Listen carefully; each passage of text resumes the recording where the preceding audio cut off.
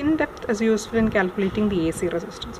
So we also have DC resistance. RDC is equal to 1 by sigma delta. It is given by the equation RDC is equal to 1 by sigma delta. So it is DC resistance is also known as surface resistance. It is a real part of intrinsic impedance for a good conductor. So eta is equal to ZS, that is equal to RS plus JXS. And this the real part is known as the surface resistance. So surface resistance is either the DC resistance or is also known as the real part of the intrinsic impedance in a good conductor. For a good conductor, eta is equal to root of omega mu sigma by angle 45 degree. That is equal to alpha plus, no, okay. Also alpha is equal to omega mu sigma by 2 the whole square root. Delta is equal to 1 by alpha. Substituting all these things and simplifying, you get alpha root 2 by sigma is equal to root of omega mu by sigma. Hence eta is equal to root of omega mu sigma by 45 degree. Substitute this thing directly over here because root of omega mu by sigma is equal to alpha root 2 by sigma. So alpha root 2 by sigma angle 40. So eta is equal to root 2 into sigma delta angle 45 degree. So this angle 45 degree is e raised to j pi by 4. So which can be written as e raised to j pi by 4 is 1 by root 2 plus j 1 by root 2. Okay. Or if you multiply both sides by root 2, this root 2 will get cancelled. So it will be 1 plus j. That is why we are writing 1 plus j by sigma delta. Or you can split into complex and real parts. So 1 by delta sigma plus j by delta sigma. So that is RS is equal to JXS. From that we are getting surface resistance is 1 by sigma delta. And we know that AC resistance is very much greater than DC resistance at high frequencies. So surface resistance has two formulas, 1 by sigma delta, that is equal to root of pi f mu by sigma, which is showing the variation of resistance with frequency. So if you are having a conductor having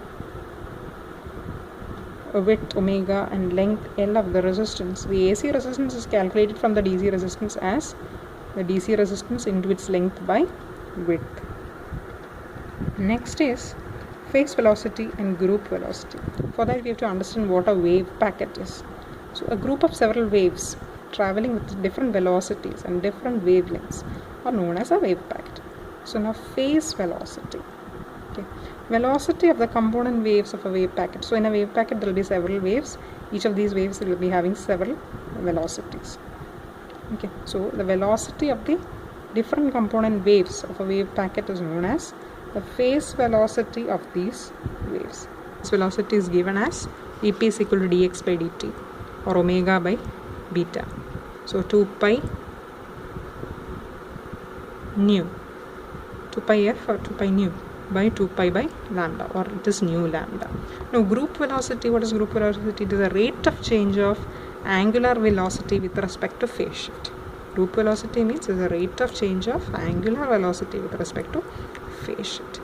So the velocity with which the wave packet obtained due to superposition of waves traveling in a group advance is called group velocity.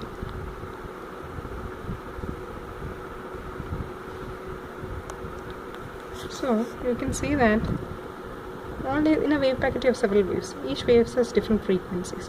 So when it travels, this group in together will have one velocity, and that velocity is obtained by superposition of all these waves together. Okay, that velocity is known as group velocity, that is dx by dt is equal to delta omega by delta k. Now wavelength, what do you mean by wavelength? Distance between any and two points, you know, in the wave is known as